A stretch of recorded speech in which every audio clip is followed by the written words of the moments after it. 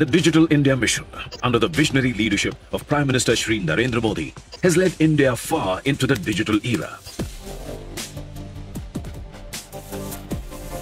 Innovative and transformational projects, Aadhaar, UPI, COVID, DigiLocker, Umang, Diksha, eSanjeevani, and many more like these form the foundational building blocks of India Stack.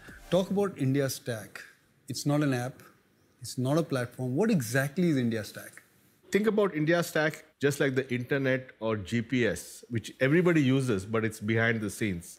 It's digital public infrastructure. And India Stack is a set of layered capabilities that India has built over the last 15 years, each of which is at population scale, at very low cost, accessible on your fingertips on your phone, and all interoperating with each other. So the overall thing creates a capability for the country to do innovation, which can then be done in different sectors.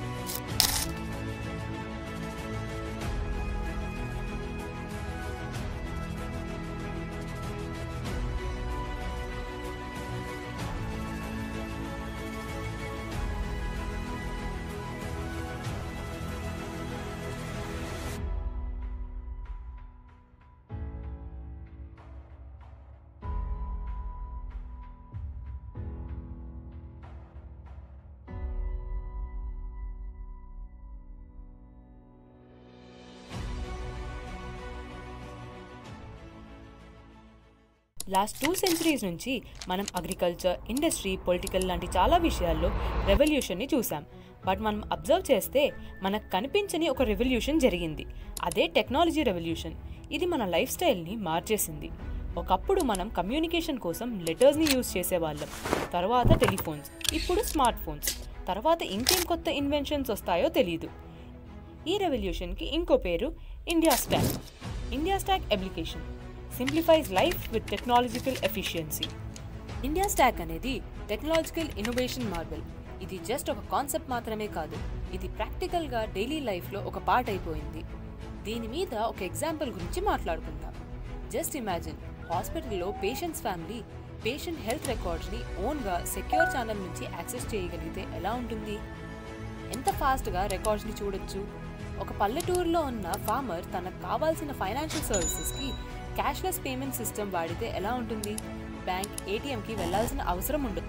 చిన్న payments నుంచి పెద్ద business transactions, economic గ్రోత్కి India stack applications చాలా convenient and ఎఫిషియెంట్గా ఉంటాయి. ఇది ఒక financial platform కంటే ఎక్కువ. దీనివల్ల మన డైలీ లైఫ్లో చాలా పనులు ఈజీగా జరిగిపోతున్నాయి. ఇప్పుడు మనం ఇండియా స్టాక్ గురించి ఇంకా డీటెయిల్గా తెలుసుకుందాం. ఇండియా స్టాక్ అనేది ఒక డిజిటల్ ఇన్ఫ్రాస్ట్రక్చర్. ఇందులో సెట్ ఆఫ్ సాఫ్ట్వేర్స్, ఏపీఐస్ ఉంటాయి. వీటిని ఇండియాలో ఉన్న అన్ని ఫైనాన్షియల్ ఇన్స్టిట్యూషన్స్లో ఇంప్లిమెంట్ చేసి అందరికీ ఈ డిజిటల్ ఎక్స్పీరియన్స్ని ఇవ్వాలి అనేదే ఈ ఇండియా స్టాక్ గోల్. ఇందులో 4 లేయర్స్ ఉంటాయి. కన్సెంట్ లేయర్, ఇది ఒక పర్సనల్ డేటా స్టోర్ లాంటిది. ఈ లేయర్లో మనకి మోడర్న్ ప్రైవసీ డేటా షేరింగ్ని అలౌ చేస్తుంది. దీనివల్ల మనం మన హెల్త్ డేటాని ప్రైవేట్గా ఉంచొచ్చు అండ్ సేఫ్గా యాక్సెస్ చేయొచ్చు. క్యాష్లెస్ లేయర్, ఈ లేయర్ని national payments corporation of India NPCI operate చేస్తుంది. ఈ లేయర్లో immediate payment services, IMPS, Aadhaar enable payment system, AEPS, Aadhaar payment bridge, APB, real time gross settlement, RTGS, unified payment interface, UPI లాంటి చాలా payment networks ఉన్నాయి. ఇవి digital transactions కోసం create చేశారు. Cashless transactions ఇప్పుడు మన డైలీ లైఫ్లో ఒక పార్ట్ అయిపోయింది. 10 రూపీస్కి కూడా మనం స్కాన్ చేసి పే చేస్తున్నాం. Paperless layer, just imagine, government offices, software companies, chartered accountants, legal ఫర్మ్స్లో పేపర్లెస్ వర్క్ చేస్తుంటే ఎలా ఉంటుంది? పేపర్ వర్క్ మొత్తం డిజిటల్గా చేసుకోవచ్చు. ఈసైన్, ఈకేవైసీ, డిజిటల్ లాకర్స్ లాంటివి యూజ్ చేయడం వల్ల డిజిటల్గా పేపర్ వర్క్ చేసుకోవచ్చు. ప్రెజెన్స్లెస్ లేయర్, ఈ లేయర్ మనకి ఐడెంటిటీ వెరిఫికేషన్కి యూజ్ అవుతుంది. దీనివల్ల మనకి ఆధార్, పాస్పోర్ట్ లాంటి వాటికి ఫిజికల్గా ఐడెంటిటీ వెరిఫికేషన్ చేయాల్సిన అవసరం లేదు. బ్యాంక్ అకౌంట్ని ఓపెన్ చేయడానికి, గవర్నమెంట్ సర్వీసెస్ని యూజ్ చేసుకోవడానికి ఈ లేయర్ చాలా హెల్ప్ అవుతుంది. ఇండియా స్టాక్లో కోర్ కాంపోనెంట్స్ గురించి తెలుసుకుందాం.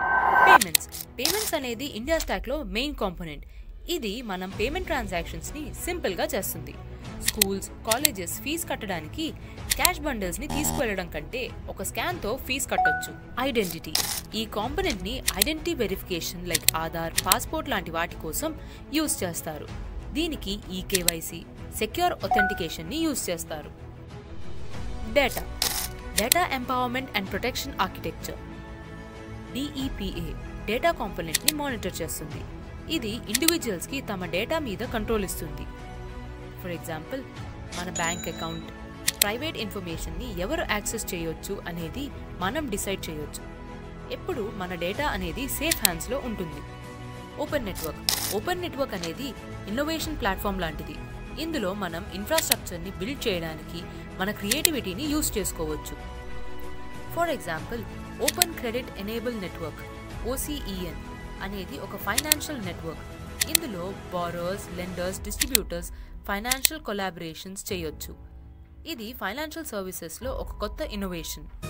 Launched in 2016 and touching 10 billion transactions by 2023. Pillars of UPI, a three-letter phenomenon. What's the Unified Payments Interface, UPI? Unified Payment Interface, or as we know as UPI, is now India's most preferred mode of financial exchange on a daily basis. It has transformed daily lives. You pull out your phone, scan a QR code and make a payment. As simple as that. Adoption of India Stack by other countries. ఇప్పుడు India stack impact వేరే countries మీద ఎఫెక్టివ్గా ఉంది. Antigua and Barbuda, Trinidad and Tobago, Sierra Leone, Suriname, Armenia and Papua New Guinea లాంటి countries ఈ రెవల్యూషన్ని use చేసుకుంటున్నారు. India stack main commitment ఒకటే, డిజిటల్ సర్వీసెస్ని సిటిజన్స్కి ఇవ్వడం.